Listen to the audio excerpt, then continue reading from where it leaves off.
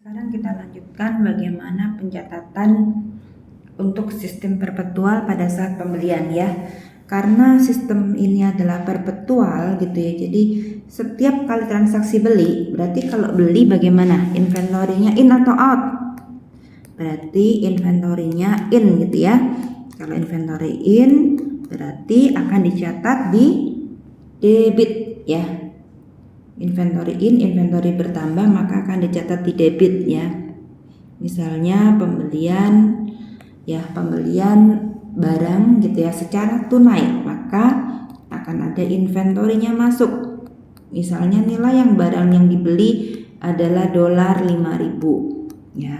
Secara cash ya, maka kreditnya cash ya.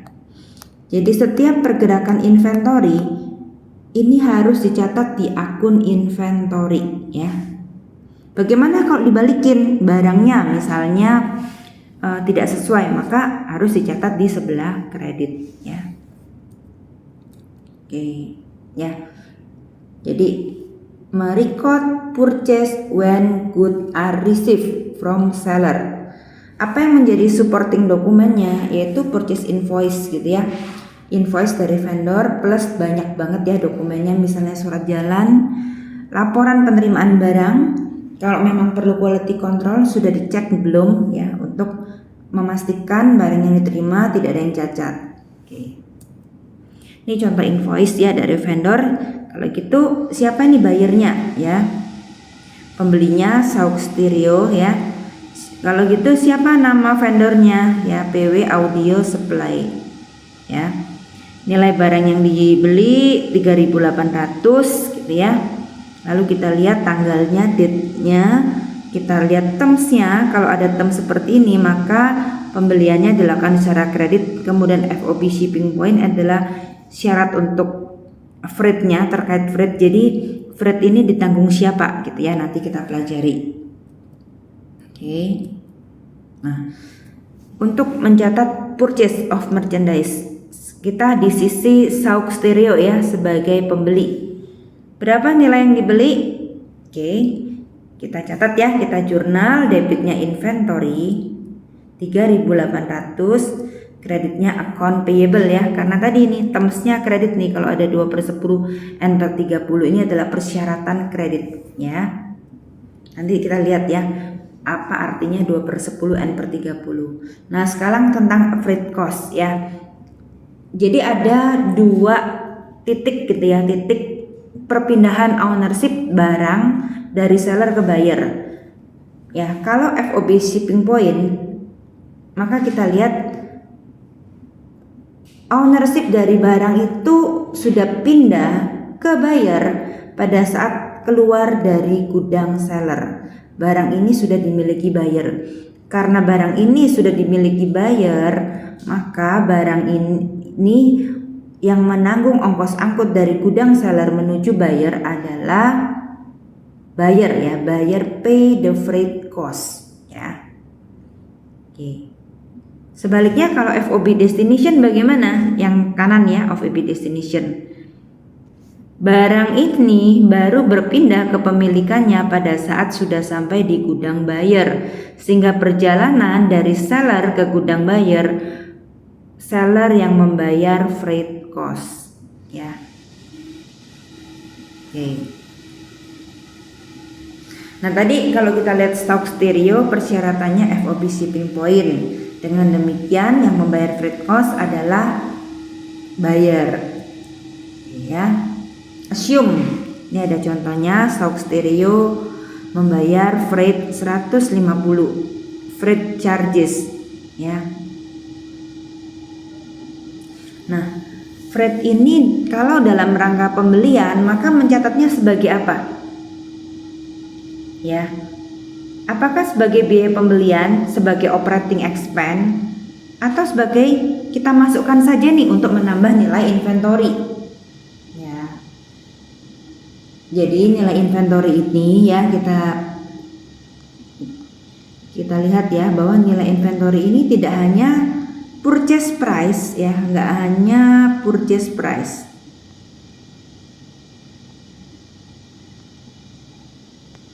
Tapi semua ya biaya-biaya terkait pembelian inventory akan menambah nilai inventory.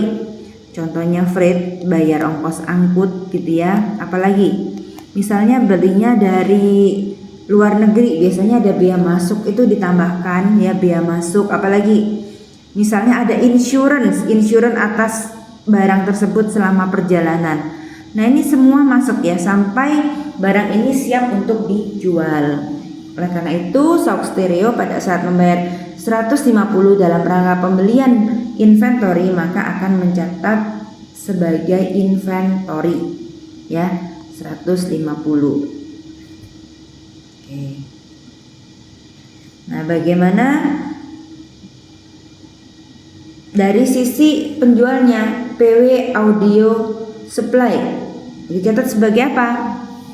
Kalau misalnya freight-nya ini ditanggung oleh Audio Supply ya.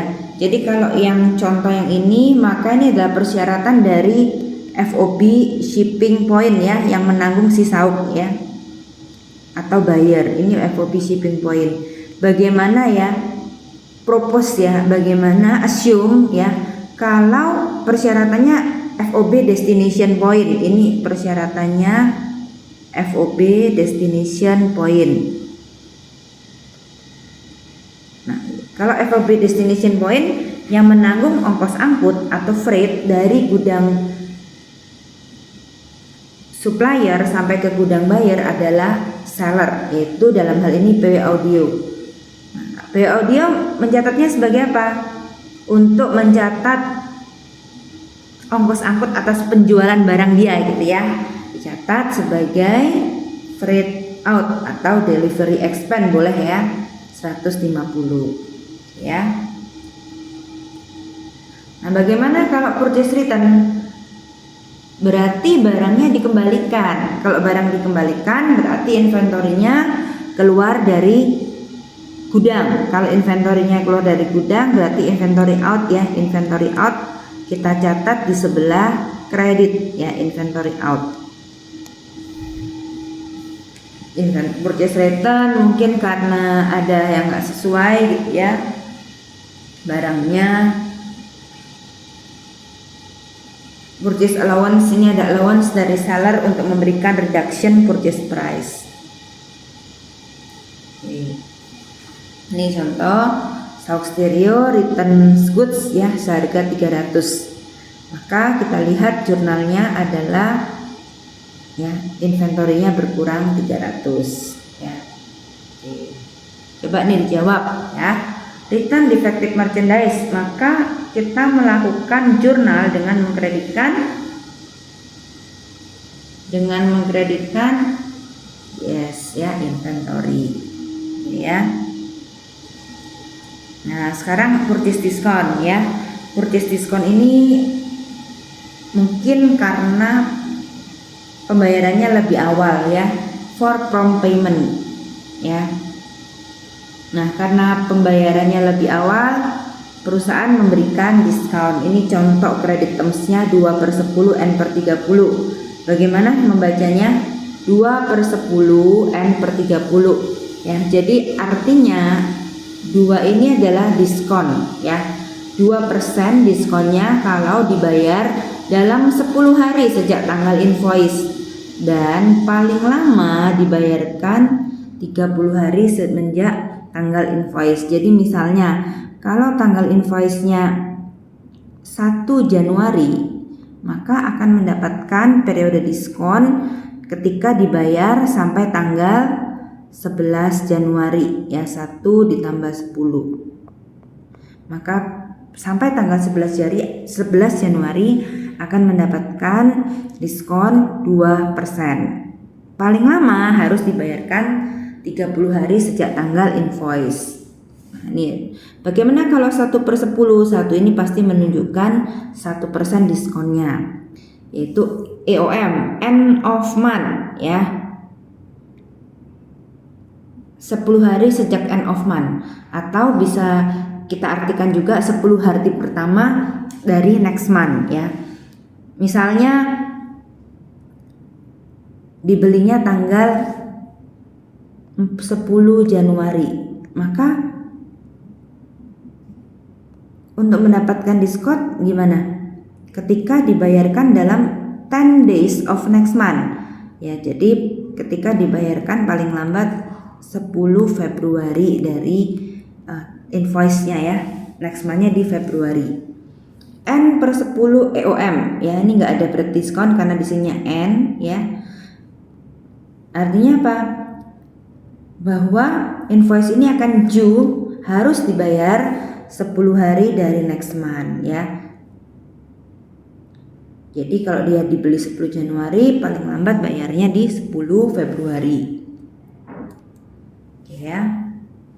Nah, Sauk Stereo ini contohnya mempunyai invoice 3.500 ya. Balance-nya yaitu dari angka invoice awal 3.800 dikurangi dengan return ya. Returnnya tadi kita sudah jurnal 3.800 minus 300 3.500 ya.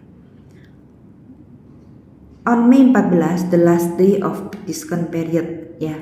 Dia akan membayar 3.500. Nah, ini bagaimana mencatatnya? Tadi kita lihat ya, nanti dilihat lagi ya, bahwa untuk invoice ini punya kredit term 2 per 10 N per 30 ya. Di sini Sauk Stereo masih dalam periode diskon ya. Kita coba ke tanggal invoice-nya ya, kita coba lihat. Nah, nih kita lihat di sini tanggal invoice-nya tanggal 4 Mei ya. 4 Mei ya, 4 Mei ya. Ini 4 Mei ya, tanggal 4 Mei di tanggal invoice-nya ya. Oleh karena itu, kalau berarti paling lambat untuk mendapatkan perdiskon berapa? 4 ditambah 10, 14 Mei ya. 14 Mei masih masuk ke dalam periode diskon ya, sehingga pada saat 14 Mei yang dibayarkan bukan 3.500, tetapi kita hitung dulu diskonnya 3.500 dikali 2%, 70 ya, 70. Berarti yang dibayarkan 3430. Jadi purchase diskon ini akan mengurangi nilai inventory ya. Jadi kita catat sebagai pengurangan nilai inventory ya. Sehingga sekarang account payable-nya sudah menjadi 0 ya. Nah, ini summary-nya ya. Jadi kita lihat ya bahwa ketika ada purchase menambah nilai inventory ya. Di sini menambah nilai inventory ini debit ya. Ini kredit. Freight in menambah nilai inventory, purchase return mengurangi nilai inventory, purchase discount mengurangi nilai inventory.